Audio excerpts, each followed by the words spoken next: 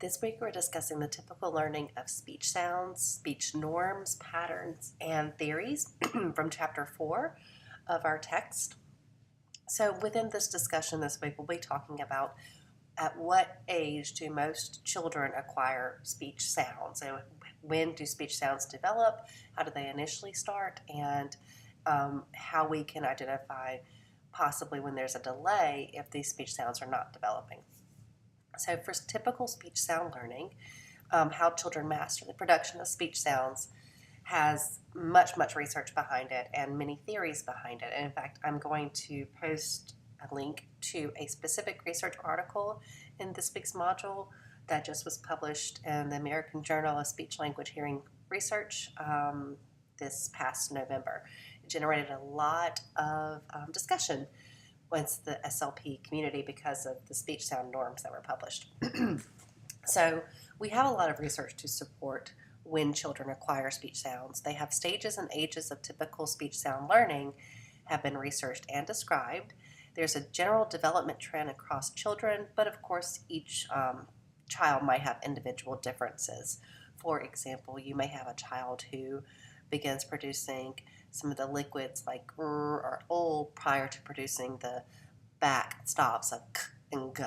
So that's not necessarily typical in the progress that most children follow. So we can have individual differences, but generally speaking, we can say, okay, by age 2 or by age 3, most children are producing these particular sounds.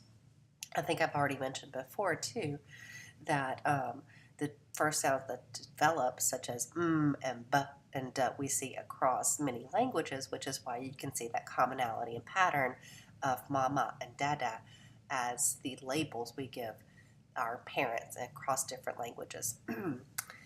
So there are many variables related to speech sound learning and that have been investigated as well. So what's going to influence that? And there'll be a separate PowerPoint for the variables that influence speech sound development. So before we can actually develop sounds, we have pre-linguistic development, and really from birth you can say that sounds are developing because when children are born, of course they don't have sounds, but they do have the ability to cry. And so these are early vocalization patterns that are going to form the vowel patterns. This is also the way children communicate, or infants communicate to their mothers. So for instance, a mother of a newborn baby can quickly learn to recognize the difference between a hungry cry or a tired cry or a pain cry in a child. So pre-linguistic development is infant vocalization and infant speech perception meaning how they perceive sound, how they begin to recognize what sounds are. So even though these may not be fully communicative, caretakers, so mothers or fathers or even daycare workers or nursery workers, whomever's with the child, interacting with the child, even older siblings, they often respond as though they are communicative functions. And that is a foundation for linguistic development, that when a child vocalizes, that there's someone in their environment to respond to that vocalization as if it's a meaningful communication, because eventually it does become meaningful, but it only becomes meaningful through that social interaction between the caretaker and the infant. So SLPs may need to assess infants and toddlers who are at risk for speech and language disorders. This can include children with cleft palate, children with specific syndromes when they're born that are identified, such as Down syndrome, children who are born very prematurely, so they might be at risk, and sometimes children when they're leaving the hospital are already identified as having speech and language deficits, or potentially at risk for speech and language deficits rather. And these children would be served through early intervention services, which is part C of IDEA, and that's just for your reference. That would come up over and over again as far as what mandate services for children before age 3. So in infant speech perception is understanding spoken speech. The understanding or perception is inferred from certain overt actions, overt meaning obvious actions. They are very intentional actions, such as nonverbal responses as a head turn. So when you're assessing an infant's language and pre-linguistic development, we're looking for eye gaze. We're looking for that child to look towards a sound when the sound is heard. We're looking for joint attention, joint interaction, so that the child is paying attention to the same thing that the adult is paying attention to. Infants' nonverbal responses to speech sounds have been studied extensively. So to what speech sounds infants react and at what ages are the main research questions. Another early sign of communication and early sign of development that we are looking for in infants is the social smile. So between ages 4 weeks and 6 weeks, you should see an infant look at the caretaker in their environment, such as their mother or their father, and naturally smile, smile intentionally rather, when they see that person, because that is a early sign of communication and social interaction. And if we do not have that social smile in that first month or so, then that is a red flag for potential linguistic delays or language delays. So we're looking for sound localization. Again, some infants may be identified when they leave the hospital. So in Mississippi, we were actually one of the first states that mandated this, but pretty much nationwide now, every state, you have newborn hearing screenings that are done in the hospital. So I've had 3 kids, and when they were born, they came in and gave me a form that said that they passed their hearing screening. And this is recognizing the auditory responses in the brain and making sure that those are working properly. They're not, of course, the extensive audiological testing that audiologists do within clinical settings, but this is a first step. So if an infant fails that screener, then they're subsequently referred to an audiologist for possible identification of hearing loss. And so this is a very critical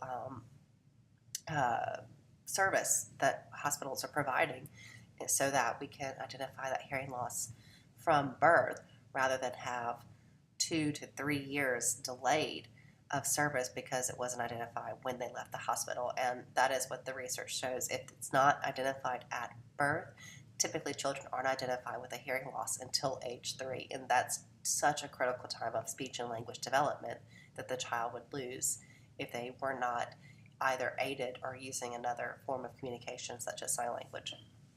So infants begin to hear sounds in utero, actually when mom is pregnant. Newborn babies will have been hearing sounds in utero for about 4 months. They can recognize maternal speech patterns. They can actually recognize the voice of their mother that's carrying them differently from the father or another interactor in their environment when they're in utero or when the mom is pregnant.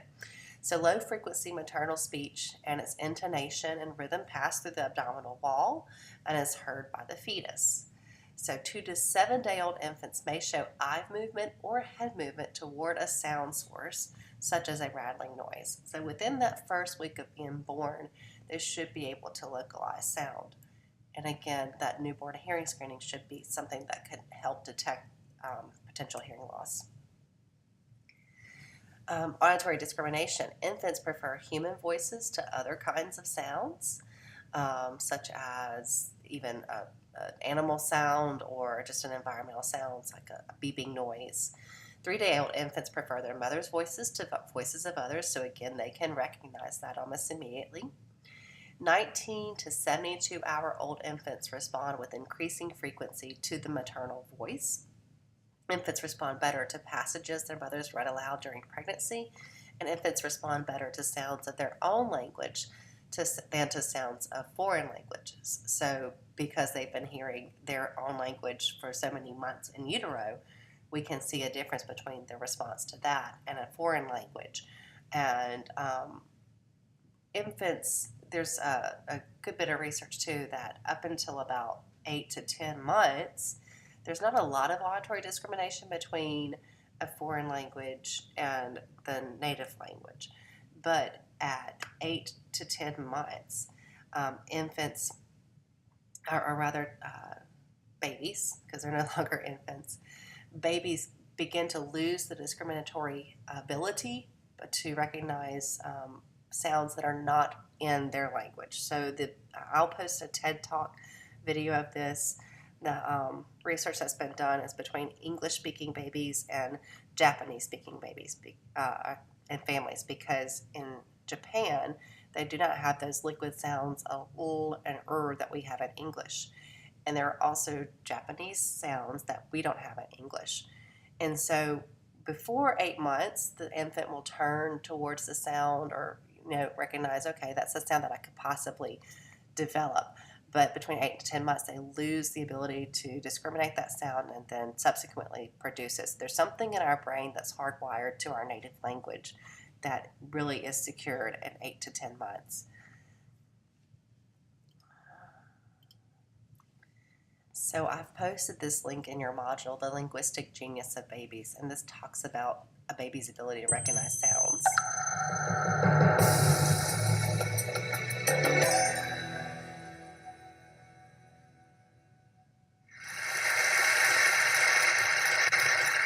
I want you to take a look at this baby.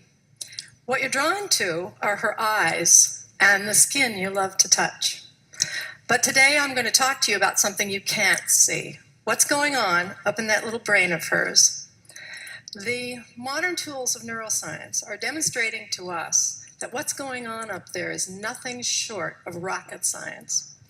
And what we're learning is going to shed some light on what the Romantic writers and poets described as the celestial openness of the child's mind. What we see here is a mother in India, and she's speaking Koro, which is a newly discovered language, and she's talking to her baby. What this mother and the 800 people who speak Koro in the world understand that to preserve this language, they need to speak it to the babies, and therein lies a critical puzzle. Why is it that you can't preserve a language by speaking to you and I, to the adults? Well, it's got to do with your brain. What we see here is that language has a critical period for learning. The way to read this slide is to look at your age on the horizontal axis. You've done that. And you'll see on the vertical your skill at acquiring a second language.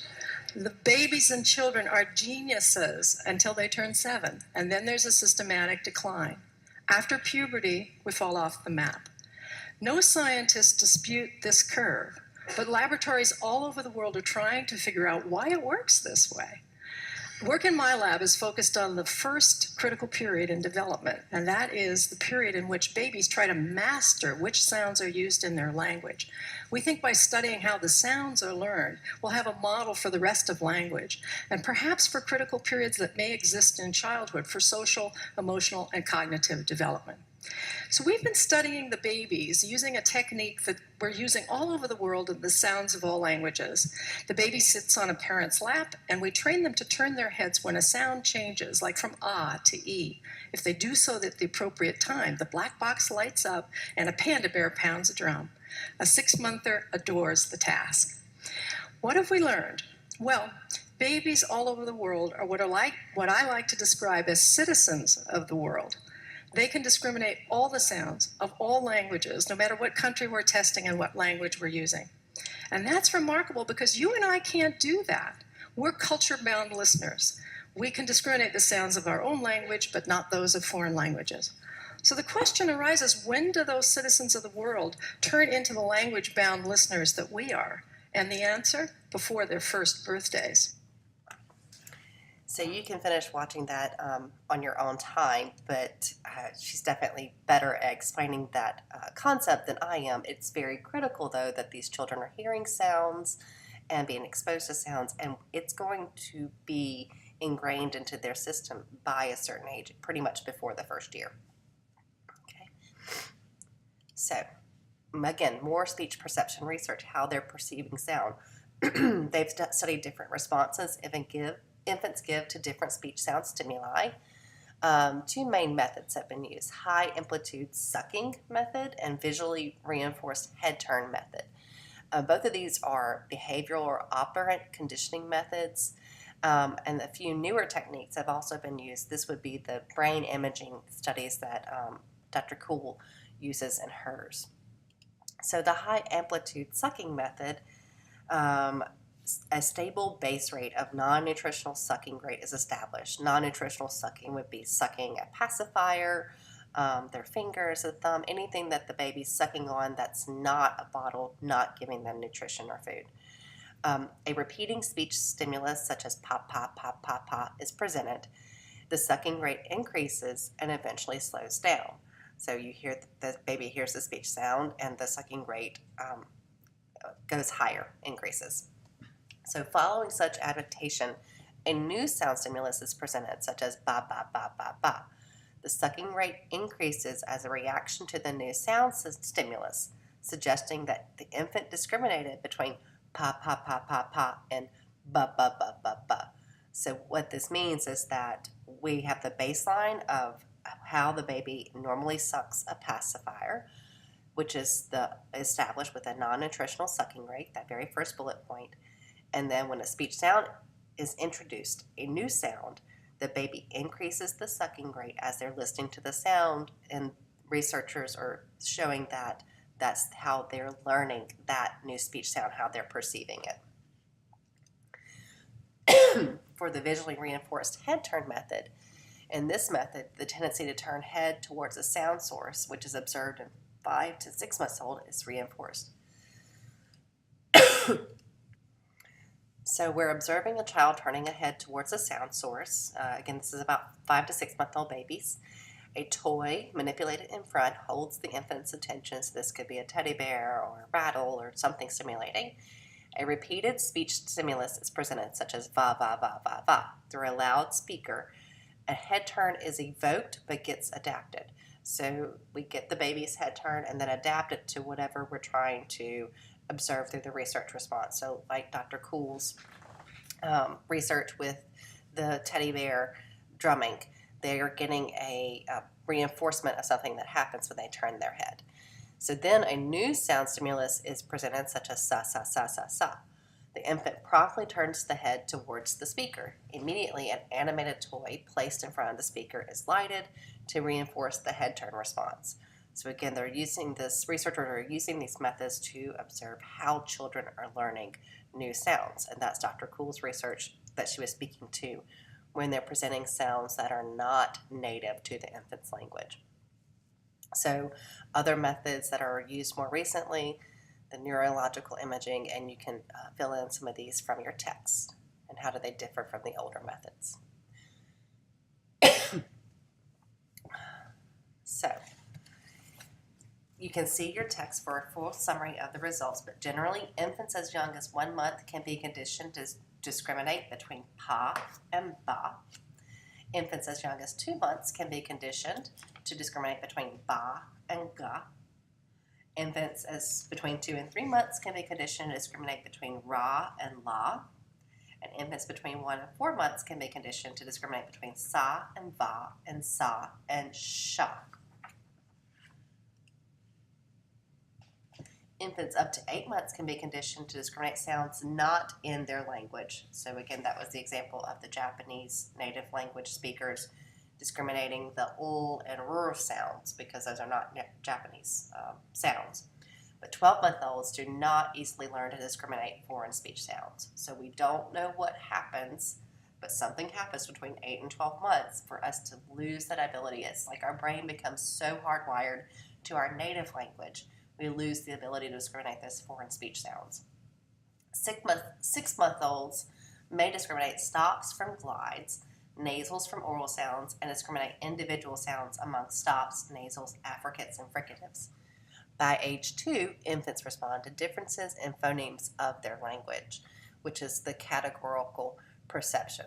So that would be recognizing the differences between stops and fricatives and responding to those differences.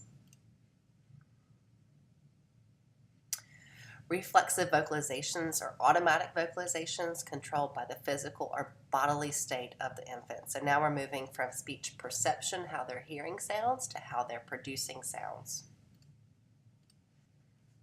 So a reflexive vocalization might be that baby's gurgling sound, that you might hear a baby producing when they are just sitting there making sounds but not necessarily controlling them. Non-reflexive vocalizations are voluntary productions, including cooing and babbling. So when the baby starts intentionally making sounds, the babbling is going to come in the form of consonants and vowels. Cooing is going to primarily consist of vowel-like sounds. But when the baby starts using those sounds, then that's when they're doing voluntary productions. They're controlling their speech. Protophones are initial sound forms related to later, more typical speech sounds. So when the baby starts going ba ba ba ba ba ba ba, it's not really a sound. It's more of a vocalization play that they're doing to try to form their speech sounds. Infraphonological skills are early speech sound-like productions, but they're not recognizable as such. And then we have canonical babblings, which are vocalizations that include adult-like sounds. Canonical is like a canon, like the musical term of canon, so it goes up and down. So we have intonation and prosody, where we can hear the baby, I could be ga ba da boot, I could do da ba ga. And it sounds like a speech production in the intonation, prosody, and those suprasegmental features, but it isn't actually speech sounds or meaningful yet. So stages of early speech production. In the infraphonological stage 1, birth to 2 months, you have reflexive sounds such as fussing and crying. Again, moms can perceive the differences in the crying of babies. Some quasi-vowels, which are vowel-like sounds but not fully vowel sounds. Infraphonological stage 2 is the primitive articulation of 1 to 4 months. You have squeals and growls, elaborative vocalizations in face-to-face contacts, and goos or coos, which are interrupted phonations. So goo, goo, goo, goo, ga, ga. Infraphonological stage 3 is expansion. This is 3 to 8 months. It's a period of vocal play with varied pitch and quality. You have repeated vocalizations, open vocal tract, good resonation, raspberries, so blowing through their tightly closed lips, that sound, and marginal babbling, which is consonant and vowel-like with variable timing, resonance, and loudness. So that would be that ba da ba ba, ba da ba ba type of babbling behavior. The infraphonological stage 4 is the canonical babbling, which is at 5 to 10 months. You have normal phonation, repetitive patterns, reduplicated CV syllables, that's ba ba ba ba ba. Reduplicated means that you're saying the same syllable over and over again. So ba ba ba, da da da, ga ga ga. It's more speech-like, but do not function as such. It also includes variegated babbles with changing consonants and vowels. So instead of ba ba ba, it'd be ba da ba ga boo, ba da ba ba boo. So you have a different consonant or a different vowel. You're not repeating the same consonants and vowels over and over again. The integrative stage, the onset of speech, may last until 18 months of age. The coexistence of canonical babbling and meaningful words. So by this time, this baby is saying a meaningful word such as mama or dada or baba for bye-bye or baba for bottle. Jargon are meaningful words combined with non-meaningful sounds. You also have gibberish, which is sequenced non-meaningful sounds with typical prosody.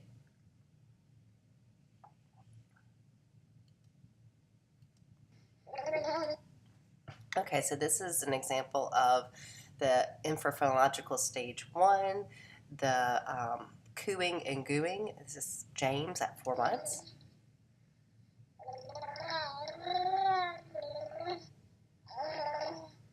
You can hear it's vowel-like, and we even have almost a back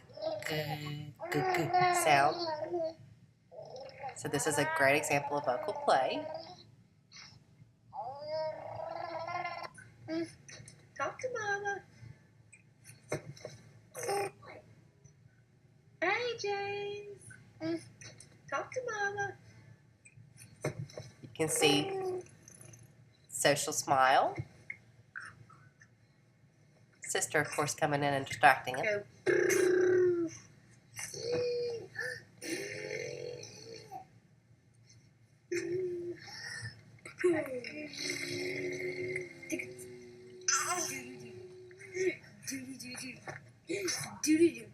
see. Do do do do do do do.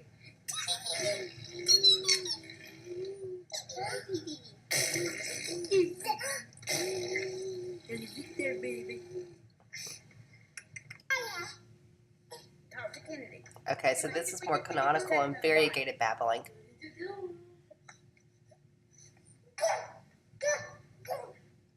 And this baby is 8 months old when this video was taken. 8 months. Kennedy?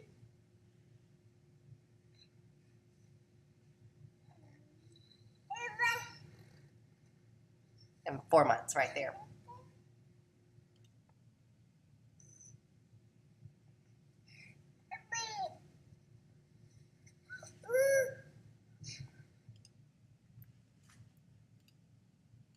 This video is an example of the baby jargon where you have the integrated real words with the canonical babbling and jargon and the speech intonation and prosody patterns.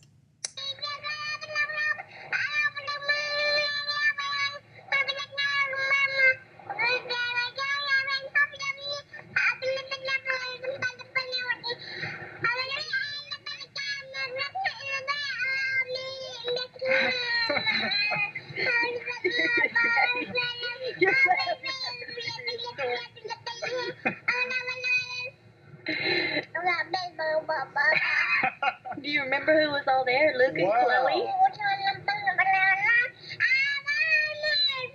So you can see she's interacting with the parents. It seems like she's actually communicating something, although maybe not as clearly as she thinks she is. So those are some video examples of that, and those are all posted in your modules. So from babbling to speech sounds, on Jacobson's discontinuity hypothesis, babbling is not related to meaningful speech development. Babbling includes universal speech sounds, phoneme acquisition, and follows a universal order. Jacobson's hypothesis has been shown, though, to be invalid because babbling is most certainly related to speech sound development in intentional early sound production stage.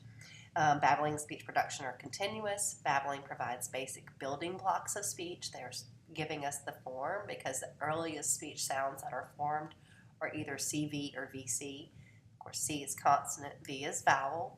So you either have CV like ma or VC like ak or ab patterns, or we have those CV, ma, dad. Those are the earliest forms of speech words. So the babbling gives us the building blocks for meaningful words. Babbling does not include all speech sounds of all languages. There's a variability in speech sound learning. So from babbling to meaningful speech, we have proto-words, which are vocables, phonetically consistent forms, and invented words. Child's word-like productions that function like words were not true words. And you can see the text box in 4.1 on page 150. They're tied to a context, but they may be accompanied by gestures. Proto-words may include single or repeated vowels, syllabic nasals, syllabic fricatives, and single or repeated consonant, often a nasal or stop plus vowels. Nasals and stops are often in these words because they're the easiest to produce. So first words, when does a child truly produce a word? Often when you're doing interviews with parents, they might say, yes, she said mama at 6 months. And actually, the baby wasn't saying mama. It was a form of that babbling behavior. It doesn't become a true word until you have a consistent phonetic form, similar, though not identical to adult forms, is produced in a predictable context with expected consequences. And so the child intentionally produces it and knows the reaction that the child's going to receive from it. First words are typically produced around 12 months. The range is anywhere from 10 to 14 months for true intentional first words. Early word learning stages include single syllables or reduplicated syllables, so that mama reduplicated, the same consonant and vowel repeated. Open syllables are more common than closed ones. Recall from chapter 3 that an open syllable does not have a consonant on the end. So ma versus a closed syllable would be a consonant on the end. So a CVC word, a consonant vowel consonant word. So mom versus mama. Usually it's open syllables. Stops, nasals, and or glides are more common than fricatives. Fricatives are harder to say. They're also more high frequency sounds, so it's harder to discriminate the fricatives from the stops, nasals, or glides. They may include progressive idioms, which are more advanced forms compared to the rest of the child's phonetic skills, which are also known as advanced forms. And later they may also include regressive idioms, such as persistence or earlier forms when other phonetic skills are advanced. These are also known as frozen forms, and you can find an example in text box 4.2. So for learning to produce individual sounds and sound patterns, both cross-sectional and longitudinal studies have examined the normative sequence of speech sound learning. That means those are the types of research studies that have been done. A longitudinal study would follow the same children for many, many years. A cross-sectional study may take many different children that are all the same age. So they're all 12 months old, and looking at very many different 12-month-olds, but always at the same age time, to try to establish a normative sequence of speech sound learning. Studies have established ages of speech sound mastery. The studies do not always agree on the age of mastery, though, for specific phonemes. And usually, though, the reason for this discrepancy between the studies are methodological, meaning that when you look at speech sound norms, some norms consider mastery to be at 66% production of the sound or 70% production of the sound, meaning that 70% out of the time the child correctly produces the sound but, or 90% of the time the child correctly produces the sound but in regards to whatever adult form they're trying to elicit. So think about an articulation test. We'll get into those a little later, such as the Goldman-Fristow. It has the stimulus or the picture of the house, and it expects the child to say house. And 90% of 3-year-olds correctly produced the sound in house versus 10% did not. And so that was considered the age of mastery. So we have normative studies. They study the text to find out why different studies report, go to the text to find out why different studies report somewhat different ages for mastering speech sounds. Again, I'm using that example of different mastery criterion, 75% or 90%. You can study table 4.1 for ages of speech sound mastery as reported in 5 classic studies. So the names at the top are the normative studies. So for example, in the 4th column, it says Prather et al. So this would be referred to as the Prather norms.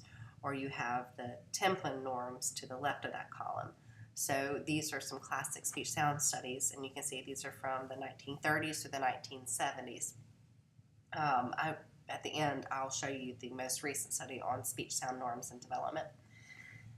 Note the similarities and differences across the studies and reported ages of mastery for specific sounds or sound classes. So you have agreement across all the studies that the phoneme is mastered by 4 out of the 5 studies. One study says it's mastered at age 2. Versus there's a discrepancy if you go down the column to the R sound. One study says it's age 5, one says 7.5, one says 4, one says 3, and one says age 5. So lots of discrepancy in ages for that one.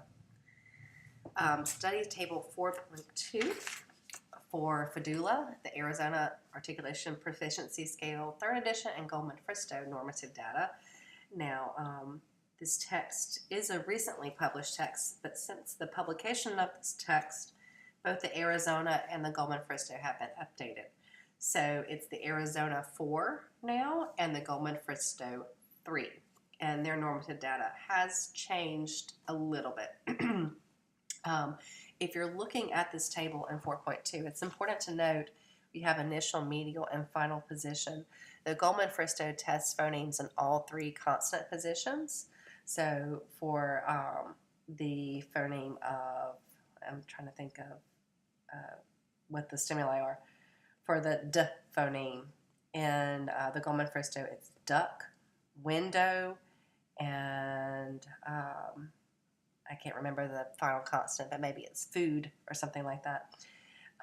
The Arizona, on the other hand, does not test consonants in the medial position. It only tests consonants in the initial position and final position of words. So that's why there's nothing in the blank for medial. Study table 4.3 to understand how boys and girls differ in their mastery of speech sounds. So there are some gender differences that have been studied.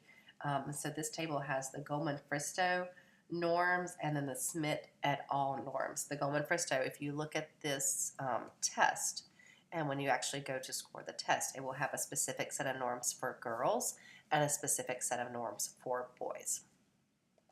So what are the main findings? What can we summarize about these normative studies?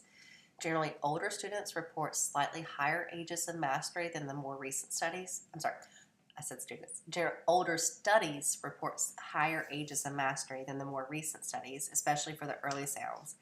Age 3 for p, w, and b in earlier studies, and age 2 for the same sounds in recent studies. So as we've researched this more, we're saying really children have mastered these sounds at an earlier age. Ages of mastery are less dissimilar across studies for sounds mastered very late.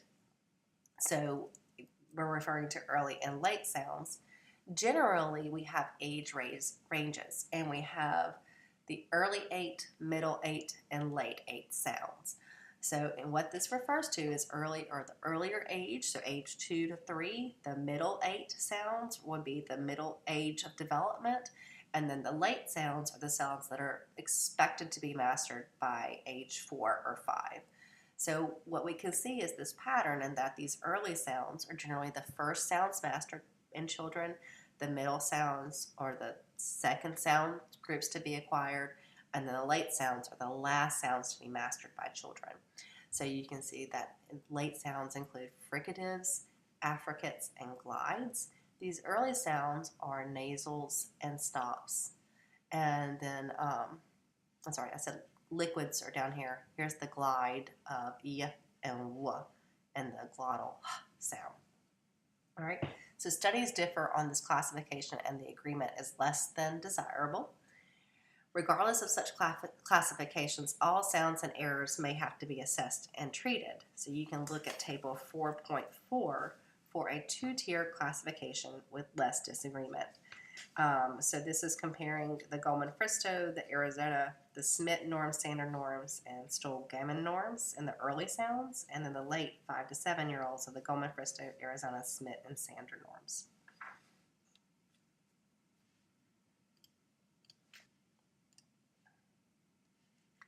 Consonant cluster mastery. This is also a fun one.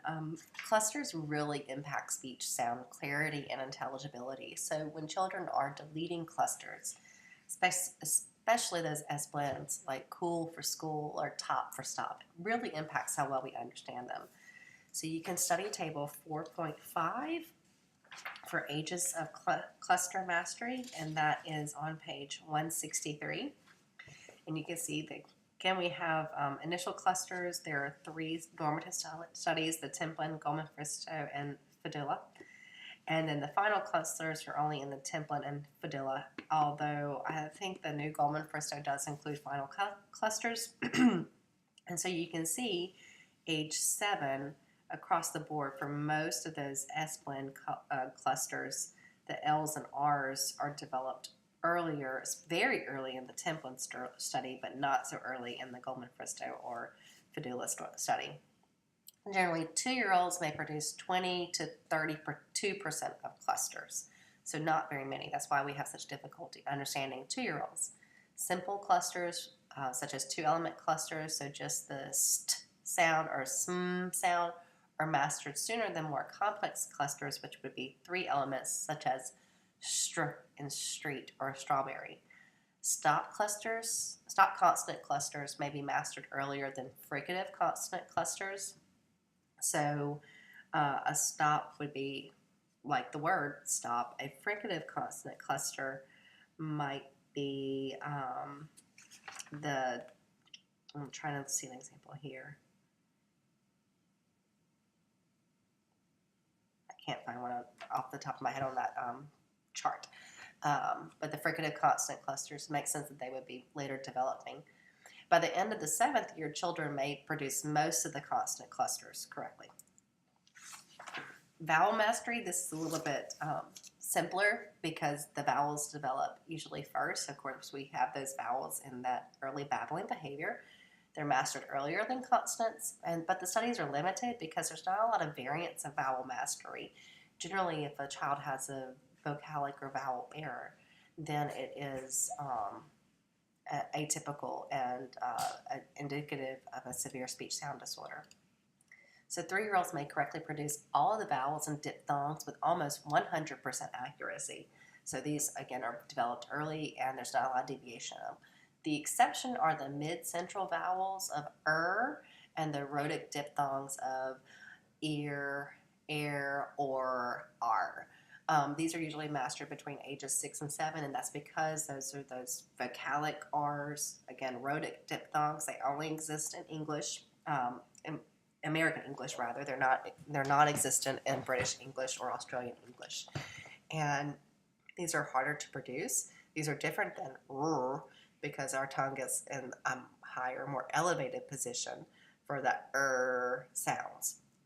So you can have a child that actually can produce r as in red, but can't produce or, and they'll still say o instead of or, because they're diphthongs and you have to do 2 different vowels to produce those, and one of them is the rhotic vowel of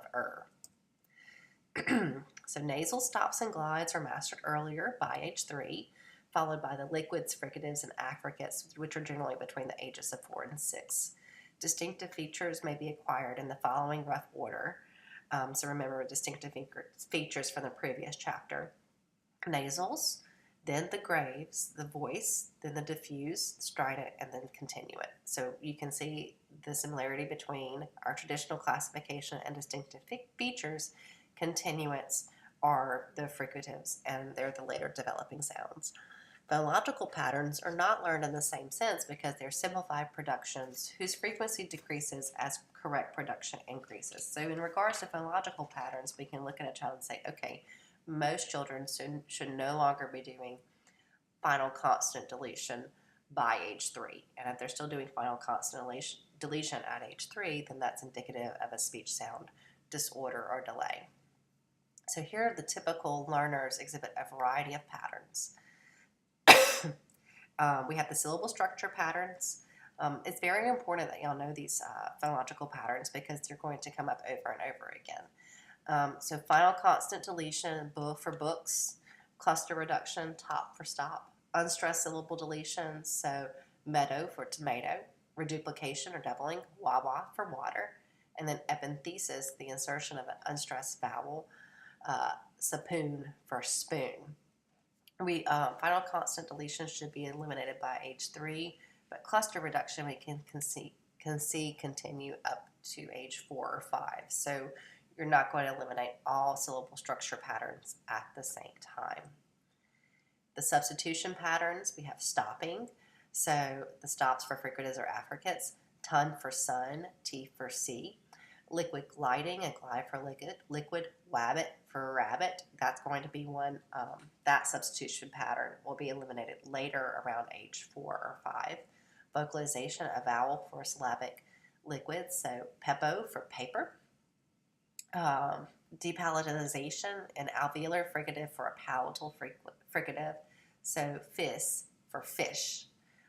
That's one we also see later at age 4 or 5 when that one's eliminated. Velar fronting, alveolars for velars, so it could be ring for ring or T for key.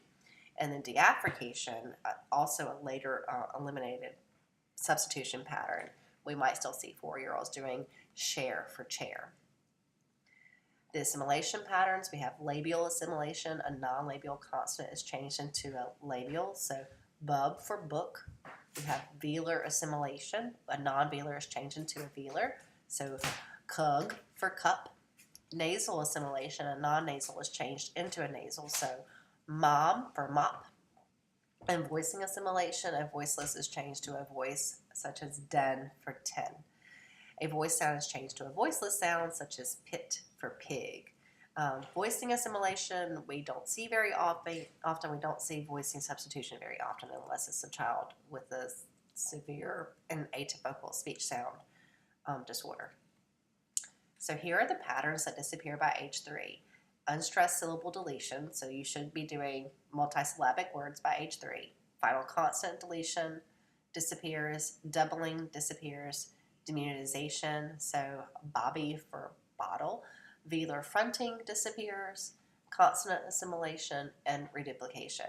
And velar fronting is probably the most common error pattern that I see in preschool children. So because it should be gone by age 3, and if it's not, then that's indicative of a speech sound disorder, and usually a time that I pick up a child for that for k substitution. Patterns that persist by age 3, so you'll still see this, persist beyond age 3, so you'll still see 3-year-olds and 4-year-olds doing this. Prevocalic voicing, epenthesis, vocalization, stopping, still persists, depalatalization, and final devoicing. So, how do we know if a child is typical or not? For speech intelligibility, mean percent intelligibility, so how much of a child's speech do you understand? It's 73% for 3-year-olds, and it ranges from 54 to 84%, again, depending on the studies in which you're referencing. For 4-year-olds, you should understand about 93% of what they're saying, with a range of 73 to 100%. I have a 3-year-old now. I would say his intelligibility range to an unfamiliar listener is probably between 50 to 60%. Now, so these are by the end of this age. By the end of age 3, I want him to be at least 75% intelligible to an unfamiliar listener. He does have some phonological patterns that still persist, but not necessarily patterns that aren't typical for 3-year-olds. The patterns that he has are typical 3-year-old patterns, but still impact him enough that you can't understand about 25 to 30, 40% of what he says if you're not familiar with listening to him. 2-year-old speech is generally intelligible to parents, but not to an unfamiliar listener. The speech of most 5-year-olds is nearly 100% intelligible. So when you go into kindergarten or a kindergarten class, you should understand all of what a child is saying. And I had a summer party this weekend with 5 to 7-year-olds, ranging in age, and I could understand everything everybody said, although there was one child who had some speech sound errors, such as the gliding pattern, the W's for R's. But I could still understand what she was saying because it didn't impact her to the point where I could not understand what she said. So how do we use norms? They vary across studies. They only cross and general patterns are useful. Only gross and general patterns are useful. We need to be careful on how we use the norms. We can't have a hard line to say you should have this sound by this age, and if you don't, you have a speech sound disorder, or if you have this sound but not these sounds, then you don't have a speech sound disorder. It needs to be a comprehensive process. Individual differences are masked in group norms, so you're going to have some variability between individuals. Work settings have guidelines on how to use the norms. So if you look at the State Department of Education, a child who falls below a typical age range can qualify, and there can be a lot of flexibility within that. Such other variables such as academic needs, coexisting conditions such as a language impairment need to be considered. And you can reference your text box 4.3 on page, let me find that page for you.